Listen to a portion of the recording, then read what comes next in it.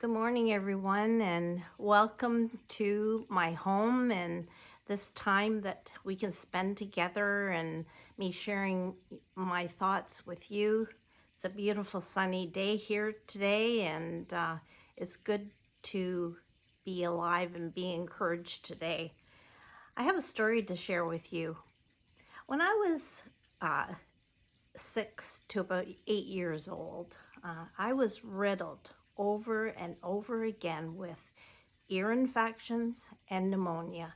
It seemed like mom was always taking me to the doctor and having to go on antibiotics and told that I needed to stay in bed, rest to get over this pneumonia that just my lungs always seemed to be on the weak side.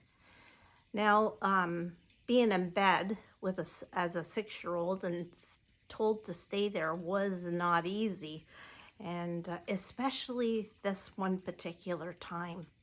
I belonged to a girls' club, Pioneer Girls, if you remember that, anybody? And this one particular night, there was a woman coming to speak to us girls, and she was coming from overseas, from Africa, and she was going to talk about all her adventures in Africa.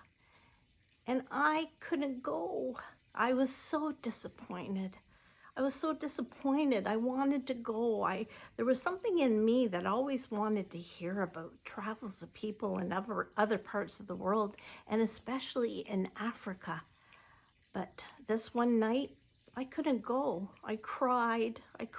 Mom, why? I want to go. I want to go.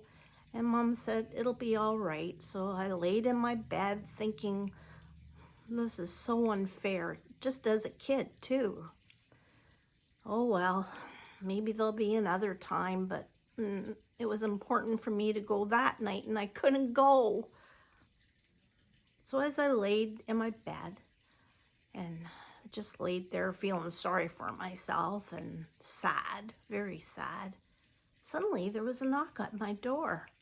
A knock at my door? Who could that be? Wouldn't be my mom or my dad. Why would they knock? They always snuck in quietly. But there was a knock on my bedroom door. And I said, who's there? And slowly, this woman appeared dressed in the most brightest yellow and floral outfit from her head down to her feet. And she stepped in. She said, Bonnie, can I come in? I was shocked. It was this lady. It was this lady that had gone to talk to the group of girls. I said, come in. I was just couldn't believe it.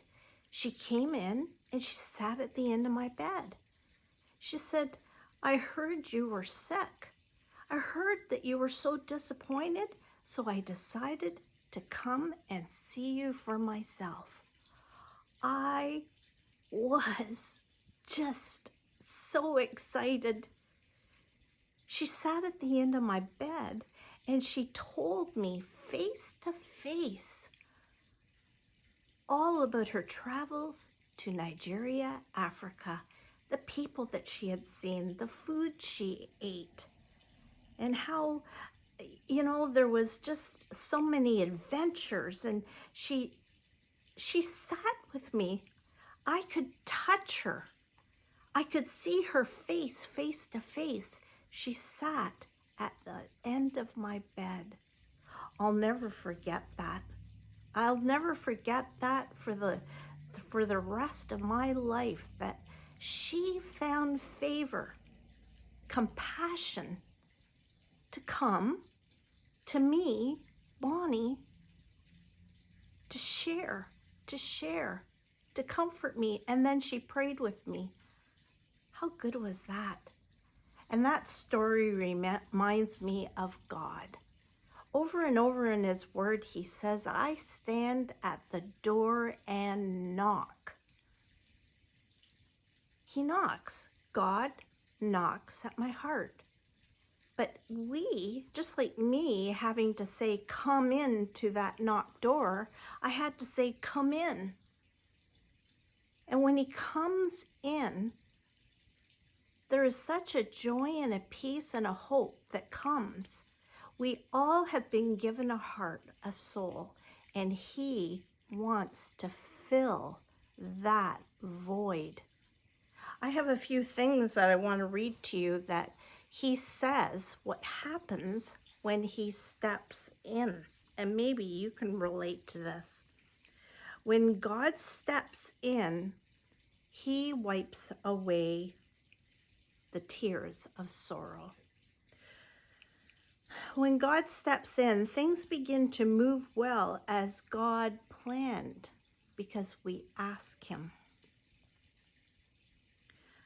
When God steps in, we become the candidate of unmerited favor. That means his grace, his love. He never stops loving us.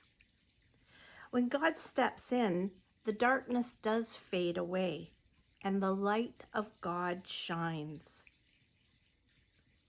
When God steps in, the failures step out and the reign of success steps in. Why? Because I'm a candidate of his unmerited, unending love and favor. Wow. I don't know what you're going through, and you may be a believer, but you become discouraged. He's there. He doesn't knock the door over and pound himself in. He waits for us to ask him. I pray that you would ask him today to step into your life, whatever you're going through. That grace, that love, that unending love that he gives to us. He wants to step in. All we have to do is say yes.